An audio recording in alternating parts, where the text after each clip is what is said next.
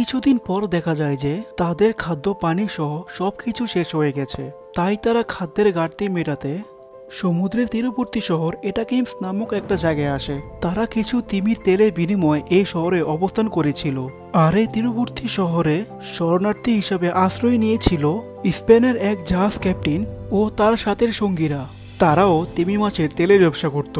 কিছুক্ষণ পর তাদের সাথে ক্যাপ্টেন জর্জের দেখা হয়।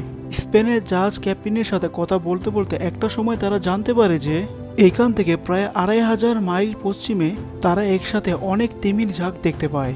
সেখানে এত তিমি মাছ ছিল যে একদিনে বড় একটি জাহাজ তিমি মাছের তেল দিয়ে ভরিয়ে ফেলা সম্ভব। কিন্তু দুর্ভাগ্য এটাই যে ওই তিমি ঝাঁকের মধ্যে বিশাল একটি বড় দৈত্যাকার তিমি রয়েছে, যেটা ১০০ ফুটের চেয়েও বড়, যার গর্জনে কেঁপে ওঠে পুরো সমুদ্র, যার এক ঝাপটায় কেঁপে ওঠে পুরো বড় একটি জাহাজ। সেই দৈত্যাকার তিমিটি তাদের পুরো জাহাজকে ধ্বংস করে দিয়েছে এবং তাদের সাথে থাকা নাবিকদেরও মেরে ফেলেছে এবং তার একটি হাতও অচল হয়ে গেছে। এই জন্য তারা এখানে শরণার্থী হয়ে আছেন।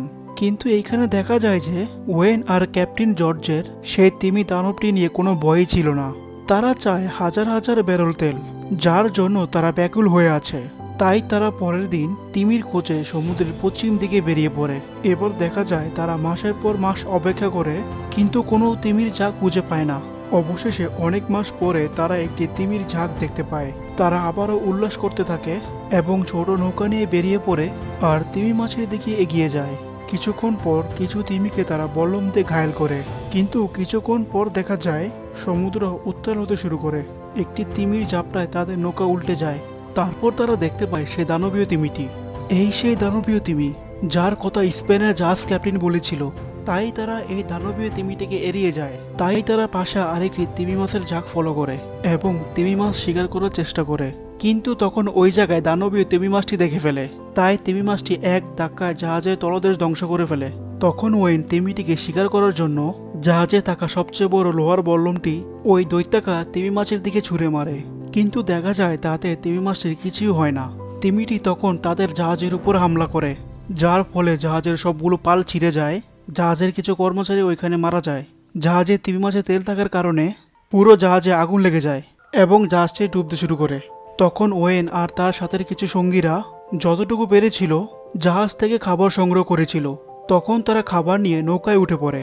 চোখের সামনে তাদের জাহাজটি বিস্ফোরিত হয়, যার ফলে সবাই অনেক দুঃখ পায়। অ্যাসেটস পুরোপুরি ধ্বংস হয়ে গেছে, তাই তাকিয়ে ছাড়া আর কিছু করার ছিল না। এবার তারা নৌকার ভিতর ম্যাপ দেখতে থাকে কিভাবে বাড়ি ফিরে যাওয়া যায়। কিন্তু তাদের ফিরে আসাটা মোটেই সহজ ছিল না, কারণ কিছুদিন পরে তারা বিশাল বড় একটি তুফানের সম্মুখীন হয়, যার ফলে জয় সহ বেশ কিছু কর্মী আহত হয়, যার ফলে তারা সবাই দুর্বল হয়ে যায়। ধীরে ধীরে ওয়েন আর জর্জ তারা নিজেরা নিচে গিয়ে দোষারোপ করতে থাকে। তারা একজন আরেকজনকে বলতে থাকে যে যদি আমরা এত বড় লোভ না করতাম তাহলে আমাদের আজ এই পরিণতি হতো না। এবার সিন ১ মাস পরে দেখানো হয়, যখন তাদের কাছে খাবার প্রায় শেষ হয়ে গেছিল। তখন তাদের মধ্যে একজন সমুদ্রের কিনারা দেখতে পায়। তারা সেখানে যাওয়ার কথা ভাবে, কিন্তু সেখানে আবার সেই দানবীয় তিমিটি চলে আসে। তিমিটি তাদের নৌকায় হামলা করে এবং নৌকাগুলো ভেঙে ফেলে, আর তারা সমুদ্রের ঢেউয়ের সাথে কিনারা এসে পৌঁছায়। দীর্ঘদিন ক্ষুধার্ত থাকার কারণে তাদের অবস্থা কোনো পশুর চেয়ে কম ছিল না। তারা নদীর কিনারায় এসে চোখের সামনে যা পেয়েছিল তাই খেতে শুরু করে তাদের খিদা নিবারণের জন্য। জর্জ তার সাথীদেরকে বলে আগুন জ্বালানোর জন্য, কারণ সমুদ্রের মধ্যে যদি কোনো জাহাজ তাদেরকে দেখতে পায় তাহলে জাহাজের নাবিকেরা তাদেরকে সাহায্য করতে আসবে। তারা যে আইল্যান্ডে ছিল সেখানে কোনো মানুষের বসবাস ছিল না। এবার তারা আইল্যান্ডের ভিতরে গিয়ে দেখতে পায় অনেকগুলো মানুষের কঙ্কাল, যা দেখে তারা অনেকটাই ভেঙে পড়ে। তাদের আর বুঝতে বাকি রইল না যে এখানে আগে অনেক মানুষ এসেছিল, কিন্তু খাদ্যের অভাবে তারা মারা গিয়েছিল। তাদেরকে সাহায্য করার জন্য এখানে কেউ আসেনি। তখন ওয়েন আর তার সাথের সঙ্গীরা কথা বলা বলি করছিল যে যদি এইখানে ঠিকমতো খাবার না পাওয়া হয় এবং কেউ যদি আমাদেরকে উদ্ধার করতে না আসে তাহলে হয়তো আমাদের অবস্থা এরকম কঙ্কালে পরিণত হবে। তাই তারা তাদের ভাঙ্গা নৌকাটিকে আবার ঠিক করতে থাকে। এবার দেখা যায় তাদের মধ্যে কিছু সঙ্গী এই আইল্যান্ডে থেকে যায়। তাদের মধ্যে জয়ও ছিল। জয় ছিল মূলত ওয়েনের ছোটবেলার বন্ধু। জয় ও তার সাথের কিছু সঙ্গীরা তাদের শরীরের অবস্থা এতটাই খারাপ ছিল যে নৌকা করে নতুন করে যাত্রা করা আবার সম্ভব ছিল না। তাই তারা এই আইল্যান্ডে থেকে যায়।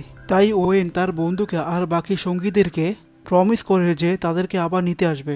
তাই ওয়েন জয় সহ বাকি সাথীদেরকে বিদায় জানিয়ে নৌকা নিয়ে আবার যাত্রা শুরু করে। এবার আমাদেরকে সিনেমায় 48 দিনের পরে গল্প দেখানো হয়।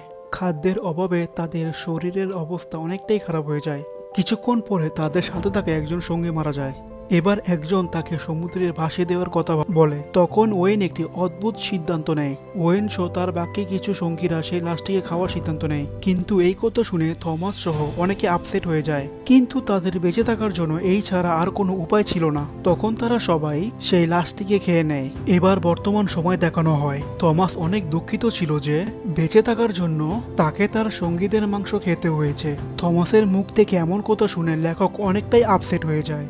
সঙ্গে থমাসের স্ত্রীও কান্নায় ভেঙে পড়ে। এবার আমরা ঘটনার 1 মাস পরের দৃশ্য দেখতে পাই। তারা বেঁচে থাকার জন্য এক অদ্ভুত রকমের খেলা খেলছিল। খেলাটি এমন ছিল যে খেলায় যে হারবে তাকে মেরে তাকে খাওয়া হবে। কিন্তু দেখা যায় সে খেলায় জর্জ হেরে যায়। জর্জ যে ছিল জাহাজের ক্যাপ্টেন। জর্জ তখন তার কাজিনকে একটি পিস্তল দিয়ে বলে তাকে মারার জন্য, কিন্তু জর্জের কাজিন জর্জকে গুলি না করেই সে তা নিজের মাথায় নিজেই গুলি করে। জর্জের কাজিন মাথায় গুলি করার পর সঙ্গে সঙ্গে সে মারা যায়। তখন নৌকার বাকি সঙ্গীরা সে লাশটিকে খেয়ে ফেলে। এবার কিছুদিন পর আবার সেই তিমিটিকে দেখা যায়। ওয়েন যখন তিমিটিকে বর্ষা দিয়ে অ্যাটাক করতে যাবে তখন ওয়েন তিমিটির দিকে অনেকক্ষণ তাকিয়ে থাকে। সে চিন্তা করে যে এই নিরীহ প্রাণীর তো কোনো দোষ নেই, মানুষ তার স্বার্থের লোভে এই নিরীহ প্রাণীদের হত্যা করে। তাই ওয়েন তিমিটিকে আর মারে না। কিছুক্ষণ পর তিমিটি আবার গভীর সমুদ্রে তলিয়ে যায়। এবার বেশ কিছুদিন পর একটি জাহাজ জর্জের নৌকা দেখতে পায়। তখন জাহাজের নাবিকগুলো নৌকাটিকে দেখে এগিয়ে আসে। নাবিকগুলো দেখতে পায় কিছু মানুষ অজ্ঞান হয়ে পড়ে আছে, সাথে আছে একটি মানুষের কঙ্কাল। তখন জাহাজের নাবিকগুলো তাদেরকে উদ্ধার করে। অন্যদিকে আরেকটি নৌকায় থমাস আর ওয়েন ছিল। তাদের শরীরের অবস্থা এতটাই খারাপ ছিল যে তারা উঠে দাঁড়াতে পারছিল না। অবশেষে তারা একটি জাহাজের দেখা পায়। তখন জাহাজের নাবিকরা তাদেরকে দেখে উদ্ধার করে নিয়ে আসে, যার ফলে তারা প্রাণে বেঁচে যায়। পরবর্তীতে দেখা যায় তাদেরকে বাসায় পাঠিয়ে দেওয়া হয়। কিন্তু বন্দরে নামার পর দেখা যায় আশেপাশে সবাই তাদের দিকে তাকিয়ে আছে। আশেপাশে মানুষ মনে করেছিল তারা হয়তো মারা গিয়েছে। তখন ওয়েন তার স্ত্রীকে দেখতে পায়, সাথে ছিল তার ফুটফুটে সুন্দর একটি মেয়ে। তখন ওয়েন তার স্ত্রীকে নিয়ে তার বাড়ি চলে যায়।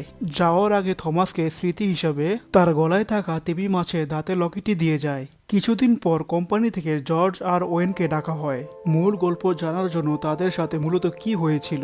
তখন জর্জ আর ওয়েন কোম্পানির লোকদেরকে সবকিছু খুলে বলে, কিন্তু কোম্পানির লোকজন তাদের কথা কোনোভাবেই বিশ্বাস করে না। তখন ওয়েন সেখান থেকে চলে যায়। তখন জাহাজের কর্মকর্তা জর্জকে বলে যে তুমি সব সত্য কথা ওনাদেরকে বলে দাও।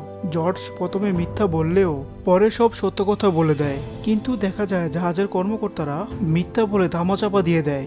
এবার দেখা যায় জর্জ সমুদ্রে সেই বড় তিমির খোঁজে কয়েকবার গিয়েছিলেন, কিন্তু তিমিটির আর কোনোদিন দেখা পাওয়া যায়নি। অন্যদিকে ওয়েন তার বন্ধুকে খুঁজতে সেই দ্বীপটিতে গিয়েছিল, কিন্তু দেখা যায় জয় অনেক আগে মারা গিয়েছে। জয়ের সাথে বাকি 3 জন কোনোভাবে বেঁচে ছিল। তখন ওয়েন তাদেরকে উদ্ধার করে নিয়ে আসে। এরপর ওয়েন নতুন একটি শহরে চলে আসলেন। এবার নতুন একটি জাহাজের ক্যাপ্টেনের দায়িত্বও পেলেন। এবার দেখা যায় ঘটনা শেষ হয়ে গেছে, পুরো একটি রাত পার হয়ে গেছে। তখন থমাস মেলভিলকে জিজ্ঞাসা করে, আপনি কি পুরো ঘটনা এই বইতে লিখবেন? তখন মেলভিল বলে, আমি অনেক কিছুই লিখব, তবে গল্পের বেশিরভাগ দৃশ্য থাকবে কাল্পনিক। আপনার গল্পটি থেকে অনুপ্রাণিত হয়ে আমার নতুন বই তৈরি হবে। তখন এই সিনেমাটি এখানেই শেষ হয়ে যায়। ধন্যবাদ সবাইকে সম্পূর্ণ সিনেমাটি দেখার জন্য। আবার আসবো নতুন কোনো সিনেমা নিয়ে। সেই পর্যন্ত সবাই ভালো থাকবেন।